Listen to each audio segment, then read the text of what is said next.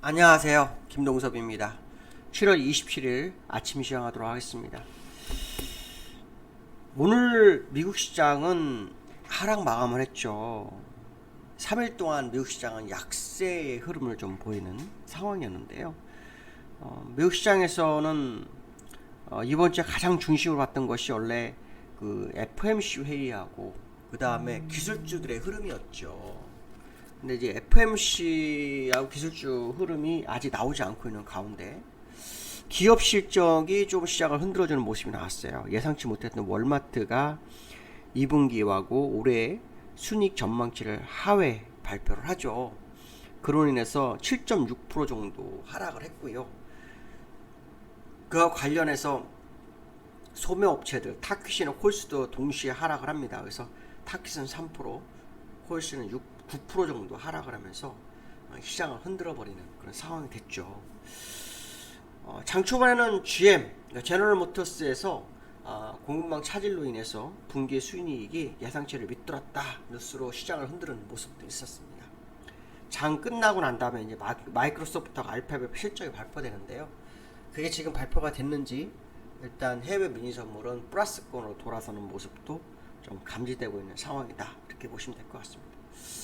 미국은 지금 실적이 시장에 상당한 영향을 미치고 있어요.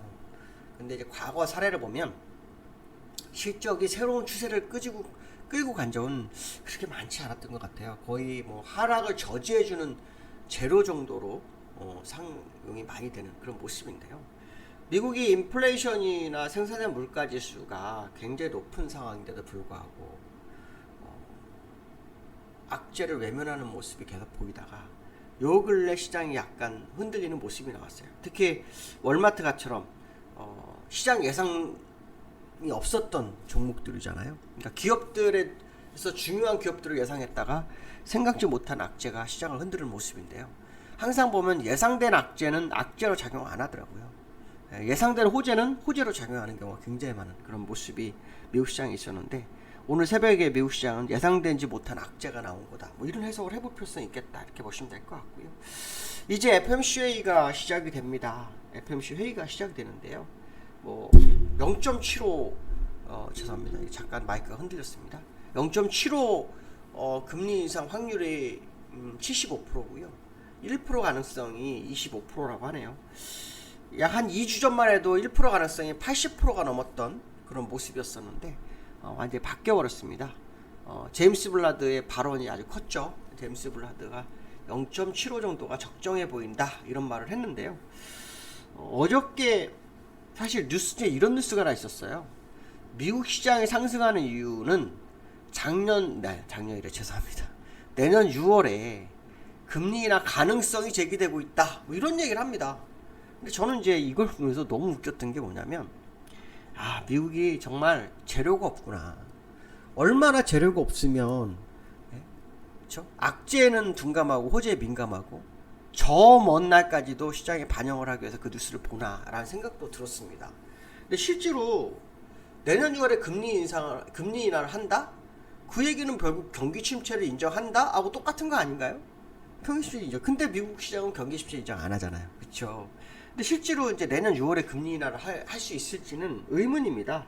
왜냐하면은 인플레이션이 지금 아직 꺾이지 않았어요.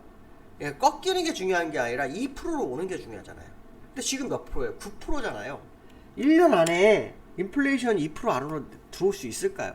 저는 이게 굉장히 궁금합니다. 저는 인플레이션이 내려와도 6%, 7%라고 보거든요. 그때 금리 인하를 만약에 경기 침체 때 한다? 그럼 인플레이션 어떻게 되니까 다시 올라가거든요. 그리고 정말 문제가 될 수 있는 게 뭐냐면 미국 시장 인플레이션 상황 속에서 침체 속에서 두 가지가 공존하는 상황이 될 수 있어요. 스태그플레이션이라고 하죠. 어제 뉴스 보니까 우리나라가 스태그플레이션 가능성이 뭐 60%라고 하죠. 초입, 그러니까 스태그 초입 가능성이 60%라고 하는데 정말 전 세계는 이제 스태그플레이션 가능성이 높은 것 같아요. 다만 뭐냐면 인플레이션을 잡아야 되는 상태에서 금리 인상을 해야 되는데 여기서 경기 침체를 인정하게 되면 금리 인상을 못하게 되죠. 명분이 없어지잖아요. 그러니까 지금은 그냥 둔화 정도로 시장이 계속 얘기하는 거 아닌가라는 생각이 굉장히 많이 드는 모습이네요. 실제로 어저께 지표가 또 하나 나왔는데요.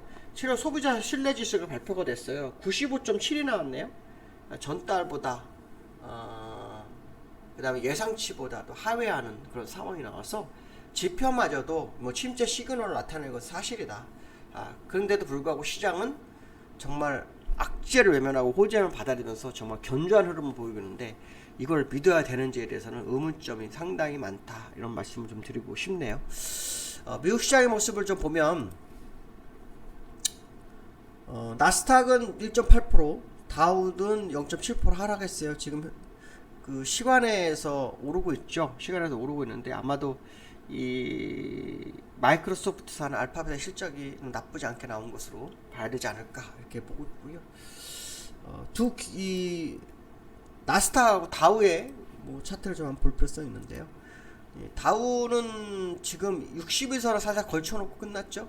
살짝 깨는 그런 모습이 나오는데 장 초반에 마이너스 출발해서요, 마이너스 계속 유지하는 그런 모습이 있었고요.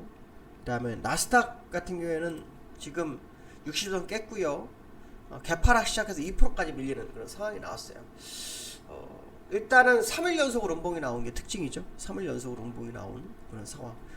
오늘 밤에 미국 시장이 어떻게 끝날지는 봐야겠죠. 일단 그 미니 선물은 플러스권인데요. 이게 뭐 끝까지 이끌고 갈지는 좀 지켜봐야 될 것 같습니다. 왜냐하면 FOMC가 지속이 되는 과정이고요. 또 다른 기업 실적도 있거든요. 그래서 그 기업 실적들이 시장에 어떤 식으로 서로 반응을 하는지가 굉장히 중요한 상황이 아닐까, 뭐 이런 생각 해봐야 될 것 같고요. 두 번째 이슈로는 어디 뉴스 중에 이런 게 있더라고요. 개인들이 곧버스를 매수했다. 제가 이제 그 시장의 뉴스를 보여준 것은 이제 어떤 키포인트들을 나오는 것들을 보여드린 건데요. 개인들이 곧버스를 매수했습니다. 그러니까 제목이 뭐냐면 코스피가 올랐는데, 그렇죠? 개미들은 곧버스를 매수했다는 거죠. 근데 이제 중요한 건 뭐냐면 코스피가 추세를 전환했느냐가 되게 중요하거든요. 이게 키포인트예요. 그러니까 지수가 올라왔는데 곧버스 샀어, 너네 잘못했어, 이 얘기가 아니라 코스피가 전환을 했느냐 안 했느냐를 확인시켜야 되거든요. 그래서 전환이라는 건 추세 전환입니다. 왜냐하면 코스피가 어떤 상황이에요? 내려오는 상황이잖아요. 이 코스피 차트를 잠깐 보면 코스피 이제 월봉을 보는 게 좋겠죠. 월봉 보면 내려오는 상황이잖아요. 내려오는 상황. 이게 추세 전환이냐 아니냐의 싸움이니까, 추세 전환이라면 개미들 곧버스 매수는 실패죠.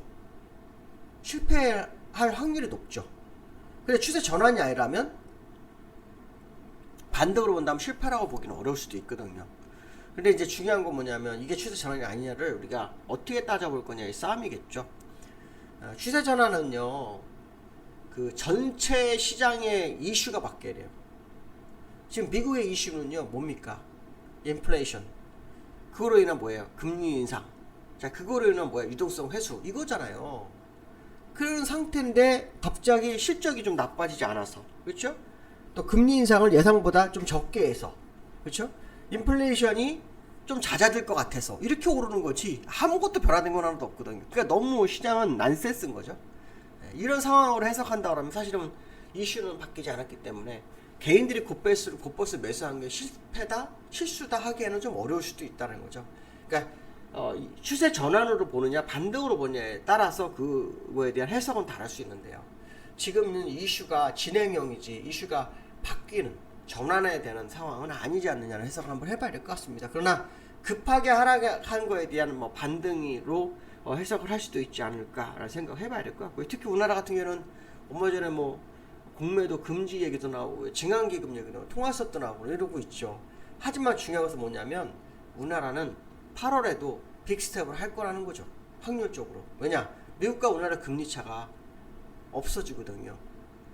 미국과 우리나라 금리차가 없어지면 환율이 변화가 일어날 확률이 굉장히 높기 때문에 이런 걸 본다 그런다면 지금 사실은 추세의 전환을 예견하는 것은 정말 위험하지 않을까, 뭐 그런 생각 한번 해봐야 될 것 같고요. 그 다음에 세 번째로는 코스피인데요. 이것도 어제 2412로 끝났어요. 외국인과 기관인 매수가 이제 지속이 될 거냐의 싸움이죠. 무슨 말이냐면 코스피를 2412를 끌고 가는데 지대한 영향을 미친 것은 외국인과 기관이 매수였어요. 물론 금액은 어제 그내 별로 없었습니다. 없었는데도 불구하고 일단 외국인이 기관이 쌍끌이 매수한 것 때문에 시장은 이거에 대해서 관심이 많을 수밖에 없는 거거든요. 문제는 뭐냐면 지속이 될 거냐. 근데요, 이 외국인 매수가 다 어디로 갔냐면 삼성전자로 갔다는 거예요. 삼성전자로 가서 삼성전자를 있고, 근데 이 삼성전자가 박스권에 갇혀 있다는 게 중요한 겁니다. 아직까지는. 물론 오늘 어떤 현상이 나타날지는 봐야 되겠죠. 오늘 어떤 현상이 나타날지는 봐야 되지만, 이 삼성전자 일본 오시면 이 박스권 안에 지금 하나, 둘, 셋, 넷, 다섯, 여섯, 일곱, 7거래일 동안 있는 상황이거든요. 그래서 오늘 올라서 61선을 향해서 갈 건지, 아니면 여기서 또다시 음봉이 나올 건지 지켜봐야 되겠죠. 중요한 것은 제가 며칠 전에 말했지만 수급이 맞지 않는 거.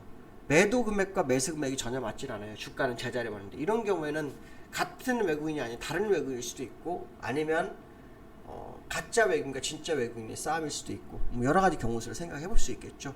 어쨌든 좀 지켜봐야 될 것 같고요. 지금 뉴스 나오는 거 보니까 무역 수지가 4개월 연속 적자 가능성이 제기되고 있는데요.